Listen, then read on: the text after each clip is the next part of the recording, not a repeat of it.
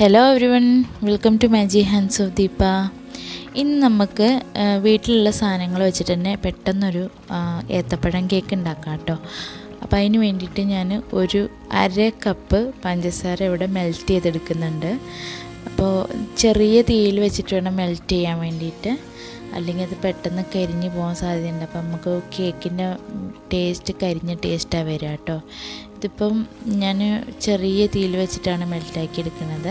ഇനി നമുക്ക് ഒന്ന് ഉരുകി കളറ് മാറി വരുമ്പോൾ അതിലേക്ക് ഒരു 1/4 ഗ്ലാസ് തിളച്ച വെള്ളം ഒഴിച്ചു കൊടുത്തിട്ടൊന്ന് ഡയല്യൂട്ട് ചെയ്തെടുക്കാം. അപ്പോൾ ഒന്ന് തിളപ്പിച്ചെടുത്തിട്ടുണ്ടെങ്കിൽ നല്ല കുറുകിയതായിട്ട് കിട്ടും കേട്ടോ. ഇനി നമുക്ക് കേക്കിൻ്റെ ഫ്ലോർ റെഡിയാക്കാം. അതിന് വേണ്ടിയിട്ട് ഞാനൊരു ബൗളിലേക്ക് 1 കപ്പ് മൈദമാവ് എടുത്തിട്ടുണ്ട്. അതിൽ 1/4 ടീസ്പൂണ് ബേക്കിംഗ് സോഡയും ഒരു നുള്ളുപ്പും 1/2 ടീസ്പൂണ് ബേക്കിംഗ് പൗഡറും കൂടി ചേർത്തിട്ട് നല്ല പോലെ ഒന്ന് അരിച്ചെടുക്കുക. ഒരു 3-4 പ്രാവശ്യം അരിച്ചെടുക്കുക. ഏറ്റവും കുറഞ്ഞത് ഒരു 3 പ്രാവശ്യമെങ്കിലും അരിച്ചെടുക്കണം കേട്ടോ. അപ്പോഴാണ് എല്ലാ പൊടികളും കൂടി തമ്മിൽ മിക്സായിട്ട് വരുള്ളൂ. ഈ കേക്കിൻ്റെ മിക്സ്ചർ നമ്മൾ മിക്സിയിലാണ് ആക്കിയെടുക്കുന്നത് കേട്ടോ. അപ്പോൾ ഞാൻ മിക്സിയുടെ ജാറിലേക്ക് 3 മുട്ട പൊട്ടിച്ചൊഴിക്കുന്നുണ്ട്. അതിലേക്ക് തന്നെ നമുക്ക് 1 ടീസ്പൂണ് വാനില എസൻസും കൂടി ഇട്ട് കൊടുക്കാം. ഇനി മുട്ട പൊട്ടിച്ചിട്ട് ഒന്ന് ബീറ്റ് ചെയ്തിട്ടാണ് എസൻസ് ഇടുകയാണെങ്കിൽ മുട്ടയുടെ മണം അധികം ഉണ്ടാവില്ല കേട്ടോ. ഞാൻ 2 രീതിയിൽ ചെയ്ത് നോക്കാമെന്ന് വിചാരിച്ചിട്ടാണ്. ഇനി നമുക്കിത് നല്ലപോലെ ഒന്ന് ക്രീമി ടെക്സ്ചറിലൊന്ന് ബീറ്റ് ചെയ്തിട്ട് എടുത്തിട്ട് വരാം.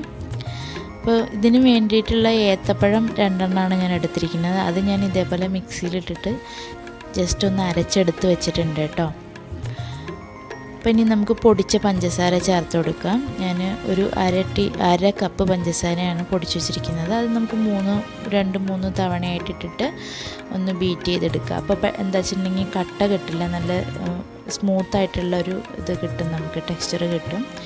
ഇനി നമുക്കിതൊന്ന് നല്ല പോലെ ഒന്ന് ഇളക്കി യോജിപ്പിച്ച് കൊടുക്കണം. ഒത്തിരി കുത്തി ഇളക്കരുത് കേട്ടോ, ചെറുതായിട്ടൊന്ന് ഇളക്കിയാൽ മതി. ഇനി നമുക്ക് ആ ഡ്രൈ ഫ്രൂട്ട്സിലേക്ക് 1 ടീസ്പൂണ് മൈദ ഇട്ട് കൊടുത്തിട്ട് ജസ്റ്റ് ഒന്ന് കോട്ട് ചെയ്തിടുക കേട്ടോ. അപ്പോൾ നമുക്ക് ഈ ഡ്രൈ ഫ്രൂട്ട്സ് ഈ മിക്സിലേക്ക് ഇടുമ്പോൾ താന്ന് പോവില്ല കേട്ടോ. ഇനി നമുക്ക് ആ കാരമൽ സിറപ്പ് ഇതിലേക്ക് ചേർത്തിട്ട് ജസ്റ്റ് ഒന്ന് ഇളക്കി കൊടുക്കാം. നല്ലപോലെ കുത്തി ഇളക്കരുത്. ഞാനിതിപ്പോൾ ചെയ്യണ കണ്ടിട്ടുണ്ടെങ്കിൽ ഭയങ്കര സ്പീഡിൽ ചെയ്യുകയാണെന്നൊക്കെ തോന്നും. പക്ഷെ ഞാൻ എന്താ വെച്ചിട്ടുണ്ടെങ്കിൽ ഇളക്കുന്നത് കുറച്ച് സ്പീഡപ്പ് ചെയ്തിരിക്കുകയാണ്, അതുകൊണ്ടാണ് അത് അങ്ങനെ കാണുന്നത് കേട്ടോ. ഞാൻ പതിയെയാണ് ഇളക്കിക്കൊണ്ടിരുന്നത് കേട്ടോ. ഇനി നമുക്ക് ഈ മൈദയുടെ മിക്സ് കുറച്ചിട്ടിട്ട് നല്ലപോലെ ഒന്ന് കട്ട് ആൻഡ് ഫോൾഡ് ഷേപ്പിൽ നമുക്കതൊന്ന് മിക്സ് ചെയ്തെടുക്കാം. ബീറ്ററിലും ചെയ്യാം കേട്ടോ. അപ്പം നമുക്ക് എളുപ്പത്തിന് മിക്സിയിൽ ചെയ്യുന്നതാണ് ഞാൻ കാണിക്കുന്നത്. അപ്പം എല്ലാവരുടെയും വീട്ടിൽ ബീറ്ററൊന്നും ഉണ്ടാവില്ലല്ലോ, അപ്പം നമുക്ക് മിക്സിയിലും കൂടി ചെയ്യാൻ പറ്റുന്ന പോലെ ആണ് കാണിക്കുന്നത് കേട്ടോ. ഇനി ഇത് നല്ലപോലെ ഒന്ന് ഫോൾഡ് ചെയ്തെടുക്കുക. അതിലേക്ക് ഒരു 2 ടേബിൾ സ്പൂണ് സൺഫ്ലവർ ഓയിൽ ഒഴിച്ചു കൊടുക്കുക കേട്ടോ. ഓയിൽ അധികം ഒഴിക്കണ്ട, 2 ടേബിൾ സ്പൂൺ മതി. അപ്പോൾ എണ്ണമയം അധികം ഉണ്ടാവില്ല കേക്കിന് കേട്ടോ. ഞാൻ നല്ലപോലെ ജസ്റ്റ് ഒന്ന് ഇളക്കി കൊടുത്തതിന് ശേഷം നമുക്ക് ഈ ഏത്തപ്പഴം അരച്ച് വെച്ചത് അതിലേക്ക് ചേർത്ത് കൊടുത്തിട്ട് നല്ലപോലെ മിക്സ് ചെയ്തെടുക്കണം. അപ്പം നിങ്ങൾക്ക് എൻ്റെ വീഡിയോസൊക്കെ ഇഷ്ടപ്പെടുകയാണെങ്കിൽ എല്ലാവരും ഒന്ന് സബ്സ്ക്രൈബ് ചെയ്ത് സപ്പോർട്ട് ചെയ്യണം കേട്ടോ. അപ്പം നമ്മുടെ കേക്കിൻ്റെ സീരീസ് ഒന്ന് തുടങ്ങുകയാണ്. അപ്പം എനിക്കറിയാവുന്ന 2-3-4 കേക്കുകളുണ്ട്, അത് ഞാൻ നിങ്ങൾക്കൂടെ ഷെയർ ചെയ്ത് തരാമെന്ന് വിചാരിച്ചു. അപ്പോൾ നമുക്ക് മൈദ കോട്ട് ചെയ്തിട്ടുള്ള ഡ്രൈ ഫ്രൂട്ട്സും കൂടി ഈ മിക്സറിലേക്ക് ഇട്ടിട്ട് നല്ലപോലെ ഒന്ന് ഫോൾഡ് ചെയ്ത് കട്ട് ചെയ്യുന്ന പോലത്തെ ഷേപ്പ് അങ്ങനെ ആക്കിയെടുക്കാം. ഇനി നമുക്കിതിലേക്ക് ഞാൻ 8 ഇഞ്ചിൻ്റെ ചതുരത്തിലുള്ള പാനാണ് എടുത്തിരിക്കുന്നത്. അതിലേക്ക് നമ്മൾ ഓയിലൊക്കെ ഗ്രീസ് ചെയ്തിട്ട് വെച്ചിട്ടുണ്ട്. ബട്ടർ പേപ്പർ ഉണ്ടായിരുന്നില്ല, അതുകൊണ്ട് ഞാൻ A4 sheet paper butter paper ആക്കിയിട്ടാണ് ഇട്ട് കൊടുത്തിരിക്കുന്നത് കേട്ടോ.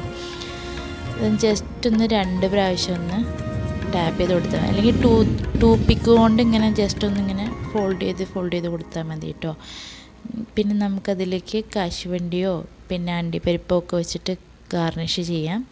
ഞാനിതൊക്കെ ഇട്ട് കൊടുത്തു, പക്ഷെ ബേക്ക് ചെയ്ത് വന്നപ്പോൾ ഇതൊക്കെ ഉള്ളിലേക്ക് പോയിരുന്നു. ആകെ ഒരു മുന്തിരി മാത്രമേ മുകളിലുണ്ടായിരുന്നുള്ളൂ കേട്ടോ. ഇനി നമുക്കിത് നമ്മുടെ വീട്ടിലുള്ള ഓവൻ സെറ്റപ്പാണ്, ചെരുവം. അതൊന്ന് പിന്നെ 10 മിനിറ്റ് ഒന്ന് പ്രീ ഹീറ്റ് ചെയ്തിട്ട് നമുക്കിതൊന്ന് അടച്ച് വെച്ചിട്ട് 50 മിനിറ്റ് വെച്ച് ബേക്ക് ചെയ്തെടുക്കാം. പിന്നെയെന്ന് വെച്ചിട്ടുണ്ടെങ്കിൽ നമ്മളിത് ബേക്ക് ചെയ്യാൻ വെച്ച് കഴിഞ്ഞ് കഴിഞ്ഞാൽ ഇടയ്ക്കൊന്നും തുറന്ന് നോക്കരുത് കേട്ടോ. ആ സമയം കഴിഞ്ഞ് 50 മിനിറ്റ് കഴിഞ്ഞതിന് ശേഷം മാത്രമേ തുറന്ന് നോക്കാവുള്ളൂ.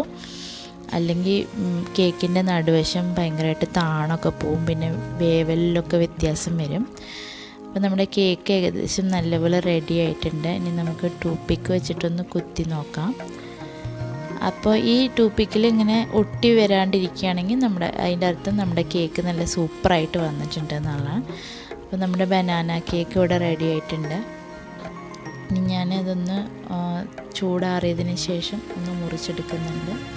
എൻ്റെ മക്കൾക്ക് ഇഷ്ടപ്പെട്ടൊരു കേക്കാണ്.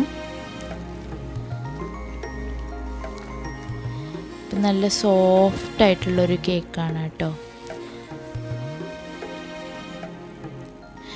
അപ്പോൾ ഇന്നത്തെ റെസിപ്പി ഇതാണ്. ഇതൊക്കെ എല്ലാവർക്കും ഇഷ്ടപ്പെട്ടു എന്ന് വിചാരിക്കുകയാണ്. എല്ലാവരും ഉണ്ടാക്കി നോക്കിയിട്ട് എങ്ങനെയുണ്ടെന്ന് അഭിപ്രായങ്ങളൊക്കെ പറയും. അപ്പോൾ എല്ലാവരും ഉണ്ടാക്കും, പക്ഷേ ഓരോരുത്തർക്കും ഓരോരോ സ്റ്റൈലായിരിക്കുമല്ലോ. അപ്പോൾ അത് ജസ്റ്റ് ഞാൻ ഉണ്ടാക്കുന്ന രീതിയൊന്ന് നിങ്ങൾക്കും കൂടി ഷെയർ ചെയ്ത് തന്നുള്ളൂ. ഇഷ്ടപ്പെടുകയാണെങ്കിൽ എല്ലാവരും ലൈക്ക് ചെയ്യുക, സപ്പോർട്ട് ചെയ്യുക കേട്ടോ.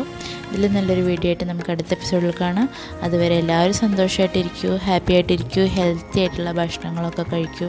നല്ല സോഫ്റ്റായിട്ടുള്ളൊരു കേക്കാണ് കേട്ടോ, നല്ല ടേസ്റ്റ് ഉണ്ടായിരുന്നു. അപ്പോൾ നമുക്ക് അടുത്ത വീഡിയോയിൽ കാണാം. Thank you for watching.